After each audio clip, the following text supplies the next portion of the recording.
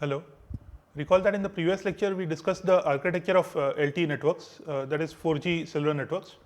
Uh, in this lecture and the next few lectures, we will discuss the security of LTE networks. So we discussed the EPS security architecture. Recall that EPS is the technical name for LTE advanced networks. EPS stands for Evolved Packet System. We have discussed in detail earlier 2G and 3G security. EPS brings two new major ingredients which were not there in 2G and 3G networks. One is the radio network part of the system, that is known as EUTRAN, which stands for Evolved Universal Terrestrial Radio Access Network. This has a new radio interface, and the other part is the core network. It's completely a packet switched core network.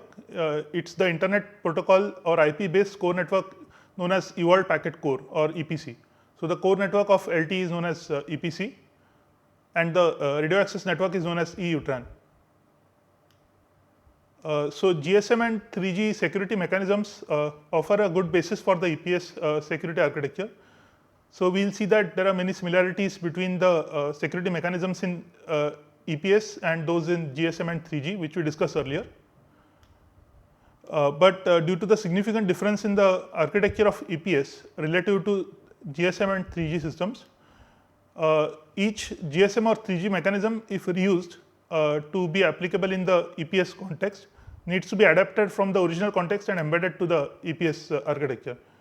So we will see such differences when we discuss EPS security in detail.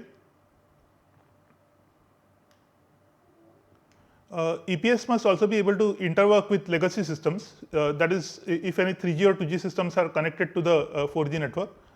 So these adaptations have to be done in a backward compatible manner. In addition to adaptations from security functionalities already existing in legacy systems, many new extensions and enhancements have been introduced in the EPS security architecture. So for example, there is an extensive key hierarchy used in EPS. We will discuss the key hierarchy of EPS later on. So we now start our discussion of EPS security architecture. So this architecture is shown in this figure. This is the SIM card and this is the cell phone. The SIM card is in the cell phone. And these are the base stations known as eNode Bs in EPS terminology. And these are elements of the core network, namely mobile management entity and serving gateway. And this is the home subscriber server or HSS. So notice that this HSS is an evolution of the HLR or home location register in the case of 2G and 3G networks.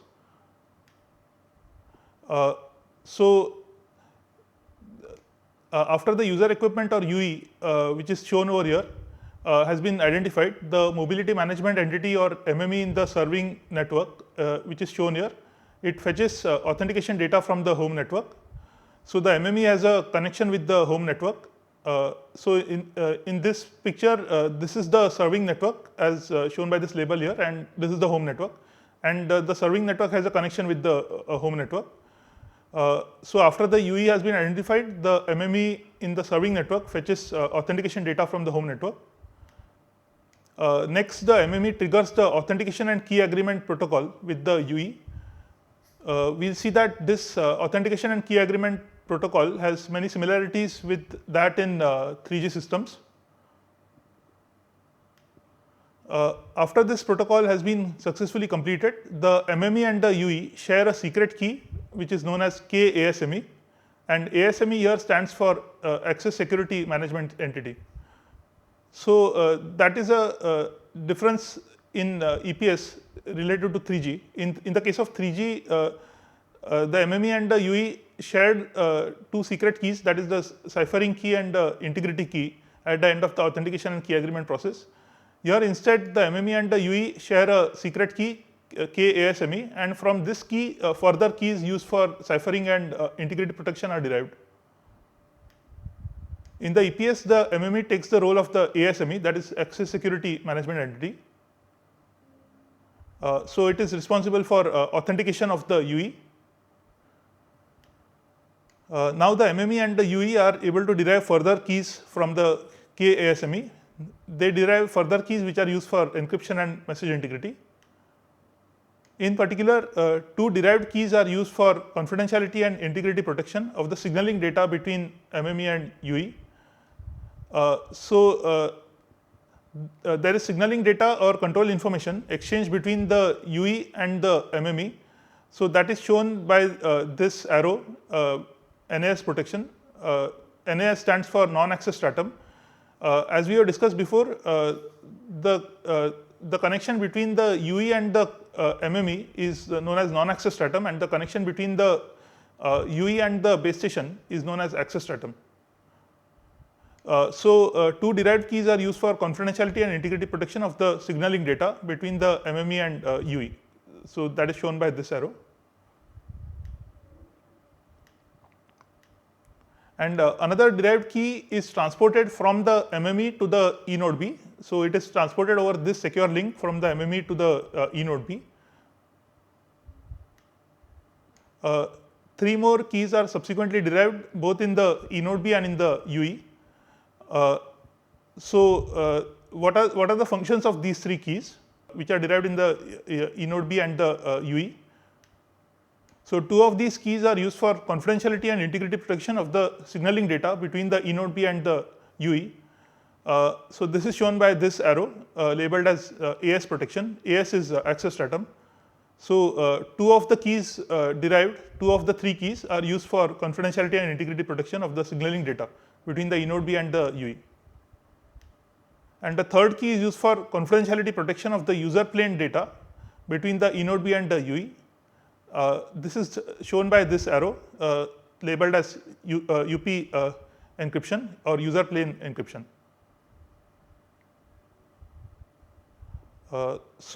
In summary, three keys are derived at the UE, and the same three keys are derived at the E node B, and they are used for these functions which we just discussed.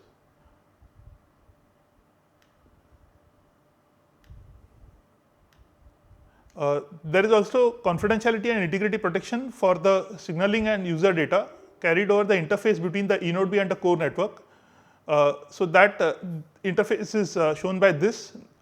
This is an interface between the E node B and the core network. This is another interface between the E node B and the core network. As we have seen before, the MME is a control plane element and the serving gateway is a data plane element. The E node B is connected to the serving gateway as well as to the MME, and there is confidentiality and integrity protection for the signaling and user plane data carried over these interfaces between the E node B and the core network elements, serving gateway and MME. Signaling data transferred between the UE and the MME over the S1 MME interface. This interface between the E node B and the serving gateway is the S1U interface, and this interface between the E node B and the MME is the S1 MME interface. So in a nutshell, the connections between the E node B and the core network are known as S1 interfaces, and in particular the signaling data is transferred between the UE and the MME over the S1 MME interface, and user data is transferred between the UE and the serving gateway over the S1U interface. So S1 MME and S1U are different types of S1 interfaces which connect the E node Bs to the core network.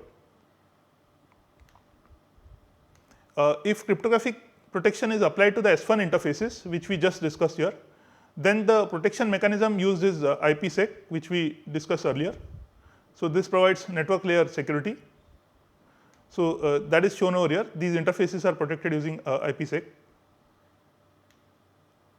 The required keys are not specific to the UE. So for example, an E node B may be serving many UEs in its cell. The traffic of all those UEs is transferred over these connections to the serving gateway and to the MME, and the keys that are used for confidentiality and integrity protection, they are not UE specific. So the same keys are used for all the UEs. The X2 interface between two E node Bs is shown over here. So this is the X2 interface between the between two eNode Bs. We discussed earlier that it can be used for carrying out handovers between different eNode Bs when a UE moves from the range of one eNode B to the range of another eNode B. So these X2 interfaces between two eNode Bs are similarly protected by IPsec with keys that are not specific to the UE in case cryptographic protection is applied. So again, these X2 interfaces are protected using IPsec, and the keys that are used are not UE specific. So they are the same keys are used for every UE.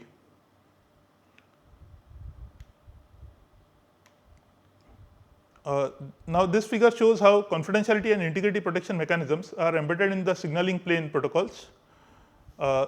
So this is the UE, this is the eNode B, and this is the MME. And recall that non-access stratum is the connection between the UE and the MME, in which the eNode B acts as a relay. So integrity protection and ciphering is provided for this NAS signaling, which is shown over here, the signaling between the UE and the MME, and this is the signaling information that is exchanged in the access stratum, or this is the AS signaling, and integrity protection and ciphering is provided for the AS signaling as well. So that is shown here. So this is the AS signaling. Now what are RRC, PDCP, and so on. So these are different layers in the 4G network stack. We will not discuss these in detail, but these RRC, PDCP, etc. These are different layers in the 4G protocol stack, and they perform different functions. IPsec protection is provided on the interfaces S1 and X2.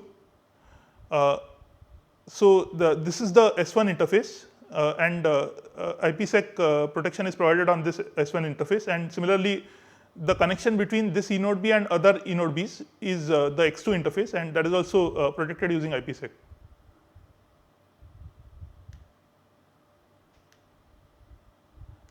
This figure illustrates how user plane protection is provided. So this is the UE, and this is the eNode B, and the user plane element or the data plane element is the serving gateway. So user plane protection is provided through confidentiality and message integrity. So for user data, confidentiality protection is optionally provided between the UE and the eNode B. So that is shown over here.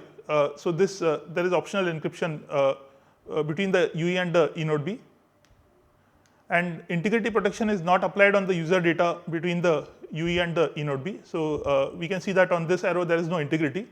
So if integrity protection is required, then that needs to be provided by the application. So we see that for the user plane data, encryption is provided, but not integrity. For X2 and S1 interfaces, cryptographic protection for user data is provided in a way similar to that for the corresponding control plane interfaces, which we discussed on the previous slide. And the protection is by means of the IPsec protocol. One example of that is shown here, the connection between the eNode B and the serving gateway. This connection is secured using the IPsec protocol. So in summary, we started our discussion of the EPS security architecture. We discussed that the authentication and key agreement protocol is performed between the MME and the UE, and subsequently signaling data and user plane data is protected via and confidentiality and message integrity is provided in the signaling data and user plane data.